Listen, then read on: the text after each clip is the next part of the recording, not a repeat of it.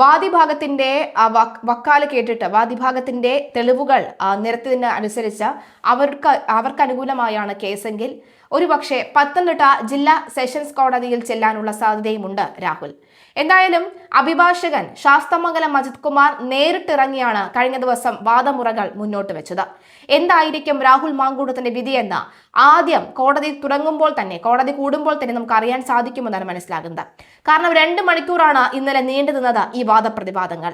അതുകൊണ്ട് തന്നെ ഇന്ന് രാവിലെ ആദ്യ കേസ് എന്ന നിലയിൽ തന്നെ ഈ കേസിന്റെ വിധി പറയാനാണ് സാധ്യത. എന്തായാലും കാത്തിരിക്കേണ്ടി വരും. ബലാത്സംഗ കേസിൽ ജയിലിൽ കഴിയുന്ന രാഹുൽ മാങ്കൂട്ടത്തിൽ MLA-യുടെ ജാമ്യാപേക്ഷയിൽ തിരുവല്ല മജിസ്ട്രേറ്റ് കോടതി ഇന്ന് വിധി പറയും. 2 മണിക്കൂർ നീണ്ട ശക്തമായ വാദപ്രതിവാദങ്ങളാണ് പ്രോസിക്യൂഷനും പ്രതിഭാഗവും ഇന്നലെ നടത്തിയത്. 3-ാം കേസിൽ അതിജീവിതയുടെ രഹസ്യമൊഴി രേഖപ്പെടുത്താൻ നടപടികൾ പുരോഗമിക്കുന്നതായി പ്രോസിക്യൂഷൻ കോടതിയെ അറിയിച്ചിരുന്നു.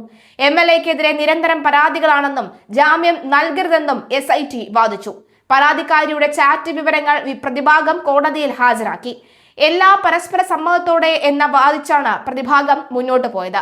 അതിനെ സാധൂകരിക്കുന്ന 4ഓളം വോയിസ് മെസ്സേജുകളും കോടതിയെ കേൾപ്പിച്ചിരുന്നു. ചട്ടവിരുദ്ധമായാണ് അറസ്റ്റ് ചെയ്തതെന്ന് ചൂണ്ടിക്കാട്ടി നിലവിൽ നിരവധി പരാതികളും കോടതിയുടെ മേൽ വെച്ചിരുന്നു. എന്തായാലും വാദങ്ങൾക്കും കൃത്യമായി മറുപടി ഉണ്ടായിരുന്നു. എല്ലാ മറുപടികളും ഡിജിറ്റൽ തെളിവുകളും അടക്കമുള്ളവയായിരുന്നു. എന്തായാലും കോടതിയിലേക്ക് എംബസി വഴിയും രഹസ്യ വിവരം മൊഴി നൽകാൻ തയ്യാറാണ് പരാതിക്കാരി എന്ന നീക്കവും ഉണ്ടായിരുന്നു. വിദേശത്ത് നിന്ന് എപ്പോഴാണോ പരാതിക്കാരി നാട്ടിലെത്തുന്നത് ആ നിമിഷം തന്നെ ഈ മൊഴി എടുക്കുമെന്നും പോലീസ് പറയുകയുണ്ടായിരുന്നു. അതേസമയം 3-ാം ബലാത്സംഗ കേസിൽ പാലക്കാട് MLA രാഹുൽ മാങ്കൂട്ടത്തിനെതിരെ നിർണായകമായ പ്രോസിക്യൂഷൻ നീക്കം തന്നെയാണ് നടക്കുന്നത്. ഇന്ന് രാഹുലിന്റെ ജാമ്യ ഹർജിയിൽ നടന്ന വാദത്തിനിടെ അതിജീവിതയുടെ മൊഴിയെടുത്തതിന്റെ വീഡിയോ CCTV-യിലാക്കി കോടതിയിൽ സമർപ്പിച്ചിരുന്നു. IT ആക്ട് പ്രകാരമുള്ള സർട്ടിഫിക്കറ്റ് സഹിതം ഡിജിറ്റൽ തെളിവായിട്ടാണ് ഈ ദൃശ്യങ്ങൾ തിരുവല്ല മജിസ്ട്രേറ്റ് കോടതിയിൽ പ്രോസിക്യൂഷൻ ഹാജരാക്കിയത്. കേസിൽ രാഹുലിന്റെ ജാമ്യാപേക്ഷ പരിഗണിക്കുന്നതിനിടയിലാണ് അന്വേഷണ സംഘം നിർണായകമായ ഈ നടപടി സ്വീകരിച്ചത്. പരാതിക്കാരി വിദേശത്തായതിനാൽ ഓൺലൈൻ വീഡിയോ കോൺഫറൻസിംഗ് സംവിധാനം വഴിയായിരുന്നു പോലീസ് നേരത്തെ മൊഴി രേഖപ്പെടുത്തിയിരുന്നത്. IG പൂങ്കുഴലിയുടെ നേതൃത്വത്തിൽ നടന്ന ഈ മൊഴി രേഖപ്പെടുത്തൽ നടപടികൾ പൂർണ്ണമായും വീഡിയോയിൽ പകർത്തിയിരുന്നു. ഈ ദൃശ്യങ്ങൾ കേസിൽ നിർണായകമായിരുന്നു. അത് നിർണായക തെളിവായി മാറിയിരുന്നു. ഈ ദൃശ്യങ്ങൾ കേസിൽ നിർണായക തെളിവായി സംരക്ഷിക്കണമെന്നും ഇക്കാര്യം കോടതിയെ ബോധ്യപ്പെടുത്തണമെന്നുമാണ് പ്രോസിക്യൂഷൻ ആവശ്യപ്പെട്ടത്. രാഹുലിനെതിരായ കേസിൽ FIR രജിസ്റ്റർ ചെയ്തതിന് മുൻപ് മൊഴി രേഖപ്പെടുത്തിയത് വീഡിയോ കോൺഫറൻസിംഗ് വഴി ആയിരുന്നു. അന്വേഷണ സംഘ മേധാവി G പൂങ്കുഴലി IPS നേതൃത്വത്തിലായിരുന്നു ഇത്. അതേസമയം രഹസ്യമൊഴി രേഖപ്പെടുത്തുന്നതുമായി ബന്ധപ്പെട്ട് അതിജീവിത അപേക്ഷയും നൽകിയിട്ടുണ്ട്. നിലവിൽ വിദേശത്താണ് താൻ ഉള്ളതെന്നും നാട്ടിലേക്ക് വരാൻ ബുദ്ധിമുട്ടുണ്ടെന്നും അതിനാൽ കേസുമായി ബന്ധപ്പെട്ട രഹസ്യമൊഴി ഓൺലൈനായി തന്നെ രേഖപ്പെടുത്തണമെന്നുമാണ് അതിജീവിതയുടെ ആവശ്യം. കേസിൽ 164 പ്രകാരമുള്ള രഹസ്യമൊഴി നൽകാൻ താൻ തയ്യാറാണെന്ന് അതിജീവിത കോടതിയെ അറിയിച്ചിട്ടുണ്ട്.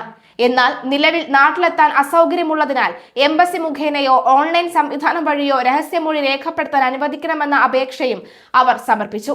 ഇക്കാര്യത്തിൽ ഹൈക്കോടതിയുമായി ആലോചിച്ച ശേഷമായിരിക്കും മജിസ്ട്രേറ്റ് കോടതി അന്തിമ തീരുമാനം എടുക്കുക. അറസ്റ്റ് നടപടികളിലെ നിയമപരമായ പിഴവുകൾ ചൂണ്ടിക്കാട്ടി പ്രതിഭാഗം ജാമ്യത്തിനായി ശക്തമായി വാദിച്ചെങ്കിലും അന്വേഷണവുമായി രാഹുൽ സഹകരിക്കുന്നില്ല എന്ന് പ്രോസിക്യൂഷൻ വ്യക്തമാക്കി. അറസ്റ്റ് മെമ്മോയിൽ ഒപ്പിടാൻ രാഹുൽ തയ്യാറാകാതിരുന്നതിനെ തുടർന്ന് ഗസറ്റഡ് ഓഫീസറുടെ സാന്നിധ്യത്തിൽ നടപടികൾ പൂർത്തിയാക്കേണ്ടി വന്ന സാഹചര്യവും പ്രോസിക്യൂഷൻ കോടതിയെ ധരിപ്പിച്ചു. ബലാത്സംഗം, ഗർഭഛിദ്രം, ഭീഷണിപ്പെടുത്തൽ തുടങ്ങി ഗുരുതരമായ വകുപ്പുകൾ നിലനിൽക്കുന്ന കേസിൽ അതിജീവിതയുടെ മൊഴി ഡിജിറ്റൽ തെളിവായി ഹാജരാക്കിയത് കേസ് നടപടികളിൽ സ്വാധീനം ചെലുത്തുമോ എന്നാണ് ഉറ്റുനോക്കുന്നത്. ശനിയാഴ്ചയാണ് രാഹുൽ മാങ്കൂട്ടത്തിനെതിരായ കേസിൽ കോടതി വിധി പറയുക.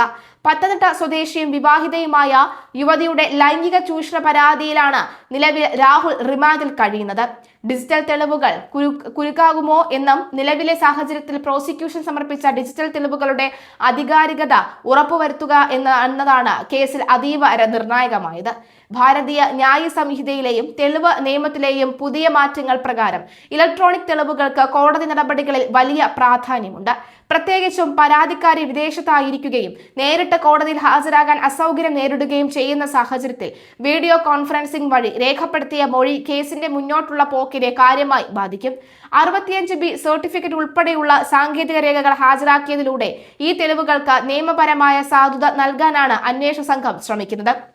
വിവാഹ വാഗ്ദാനം നൽകി പീഡിപ്പിച്ചു എന്ന പരാതിയിൽ രജിസ്റ്റർ ചെയ്ത ഈ കേസിൽ കൂടുതൽ ശാസ്ത്രീയ പരിശോധനകൾ ആവശ്യമാണെന്ന് പോലീസ് കോടതിയെയും അറിയിച്ചു. പ്രതിയും പരാതിക്കാരിയും തമ്മിലുള്ള വാട്സപ്പ് ചാറ്റുകൾ, ഫോൺ കോൾ രേഖകൾ, സാമ്പത്തിക ഇടപാടുകൾ എന്നിവയും വിശദമായ അന്വേഷണ പരിധിയിലുണ്ട്.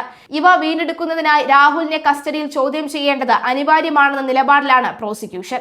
രാഷ്ട്രീയ ആരോപണങ്ങളും ആശങ്കകളും രാഷ്ട്രീയ പകപോക്കലിന്റെ ഭാഗമായാണ് പഴയ കേസുകൾ കുത്തിപ്പൊക്കിയതെന്ന വാദമാണ് പ്രതിഭാഗം പ്രധാനമായും ഉയർത്തുന്നത്. എന്നാൽ ജാമ്യം ലഭിച്ചാൽ പ്രതി സാക്ഷികളെ സ്വാധീനിക്കാനാണോ തെളിവുകൾ നശിപ്പിക്കാനോ സാധ്യതയുണ്ടെന്നും രാഷ്ട്രീയ സ്വാധീനമുള്ള വ്യക്തിയായതിനാൽ അന്വേഷണം അട്ടിമറിക്കപ്പെടാൻ ഇടയുണ്ടെന്നും പ്രോസിക്യൂഷൻ ആശങ്ക പ്രകടിപ്പിച്ചിരുന്നു. അതിജീവിതയുടെ രഹസ്യമൊഴി ഓൺലൈനായി രേഖപ്പെടുത്തുന്ന കാര്യത്തിൽ ഹൈക്കോടതിയുടെ തീരുമാനം കീഴ്വഴക്കമാകും. സാധാരണഗതിയിൽ മജിസ്ട്രേറ്റിന് മുൻപാകെ നേരിട്ട് ഹാജരായാണ് 164 പ്രകാരമുള്ള മൊഴി നൽകേണ്ടത്. എന്നാൽ സാങ്കേതിക വിദ്യയുടെ സഹായത്തോടെ വിദേശത്തിരുന്ന് മൊഴി നൽകാൻ അനുമതി ലഭിച്ചാൽ അത് സമാനമായ മറ്റ് കേസുകളിലും നിർണായകമാകും. എംബസി ഉദ്യോഗസ്ഥരുടെ സാന്നിധ്യത്തിൽ മൊഴി രേഖപ്പെടുത്താനുള്ള സാധ്യതയും കോടതി പരിഗണിച്ചേക്കാം. കേസിൽ ഉൾപ്പെട്ട ഗർഭഛിദ്രം അടക്കമുള്ള കുറ്റകൃത്യങ്ങൾക്ക് വ്യക്തമായ മെഡിക്കൽ തെളിവുകൾ ശേഖരിക്കുക എന്നത് പോലീസിന് വെല്ലുവിളിയാണ്.